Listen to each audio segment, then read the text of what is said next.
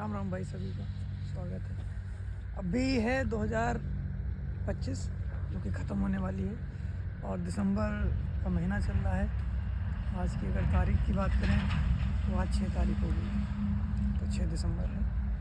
अभी मैं जहाँ जिस ज़मीन पर खड़ा हूँ, ये ज़मीन मेरे बाबा ने ली थी और फिर बाबा से पापा के पास आई और अभी पापा के हाथों में है। मैं मैनिफेस्ट कर रहा हूँ। अगर मैं सोचता हूँ कि अभी 25 चल रहा है, 2029 या 30, लगभग 5 साल हैं, तो इन 5 सालों के लिए मैं मैनिफेस्ट कर रहा हूँ।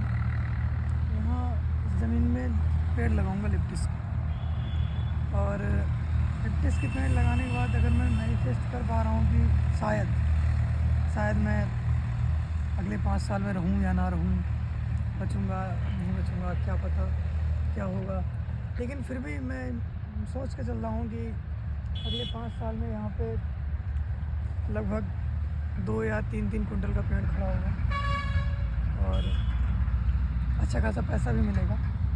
और तो यही मैनिफेस्ट है मेरा अगले 5 सालों के लिए।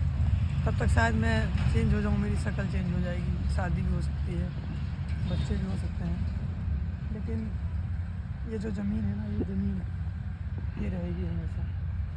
और यही है कि इस ज़मीन में कुछ होता नहीं है, फसल नहीं होती यहाँ पे, क्योंकि ये बहुत ज़मीन जैसा गड्ढा हो गया है, तालाब जैसा बन गया है। यहाँ हर बार बारिश आती है और पूरा इतना पानी भर जाता है, इतना जहाँ मैं खड़ा हूँ लगभग इतना पानी भर जाता है। और आओ आगे दिखाते हैं।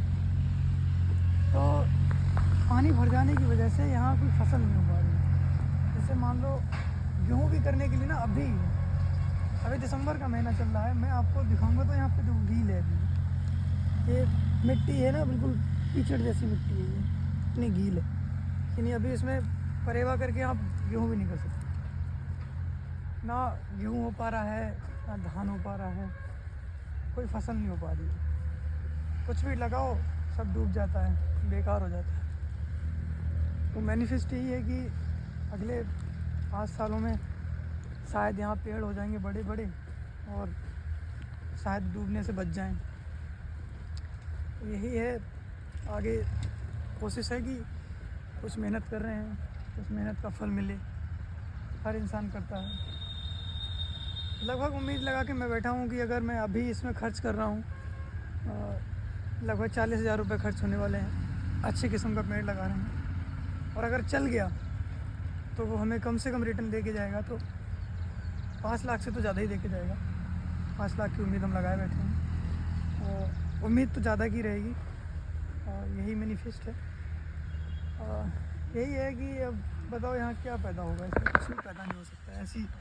ऐसी ज़मीन है, बिल्कुल बेकार होगी। लेकिन सबसे इम्पॉर्टेंट बात क्या है कि इस ज़मीन को हम बेच नहीं रहे, क्योंकि ये बात बहुत ही गंभीर बात है। लोग समझते हैं या समझते नहीं हैं कि यार ये ज़मीन मेरे बाबा ने ख़रीदी थी, और मेरे बाबा अभी तो स्वर्गवासी हो गए हैं। हम 10 साल से इसमें कुछ नहीं हो रहा है, एक अनाज पैदा नहीं होता है इसमें। जेम से लगा देते हैं हर बार, इसको आके ठीक कराते हैं, सफाई वफाई कराते हैं, बोरिंग करा दी है, लेकिन इसमें कुछ पैदा नहीं हो रहा। लेकिन फिर भी हम इसे बेच नहीं रहे। क्यों नहीं रहे? क्योंकि इस ज़मीन पे अधिकार हमारा नहीं है। इस ज़मीन पे अधिकार हमारे बाबा का था, हमारे बाबा ने ख़रीदी थी, हमारे पापा का है। एक बार कुछ बहुत बुरी परिस्थितियाँ आ गई थी, तब ऐसे ही बात चली थी कि ज़मीन को बेच देना चाहिए। तो हमारे पापा ने एक बात बोली थी हमसे कि इस ज़मीन पे अधिकार उनका नहीं, उनके बाप का है, क्योंकि उनके बाप ने खरीदी थी। तो भाई कभी भी कितनी बुरी परिस्थितियाँ आ जाएं, जब बहुत बुरी परिस्थितियाँ आ जाएं, हम बहुत बुरी परिस्थिति में थे, तब कभी ज़मीन नहीं बेचनी चाहिए। ज़मीन बेच दोगे ना, फिर ले नहीं पाओगे वापस। ले भी लोगे, ले सकते हो, चांसेस हैं, ले सकते हो, लेकिन यार मेरे हिसाब से कभी ज़मीन नहीं बेचनी चाहिए। खासकर जिन पे बाप दादा ने जो लेके दे दी है, वो कभी मत बेचो। 10 साल से कुछ नहीं पैदा हो रहा, लेकिन हम इसे बेचेंगे नहीं, कभी नहीं बेचेंगे। कभी ज़िंदगी में अगर कुछ नहीं पैदा होगा, हम तब भी नहीं बेचेंगे।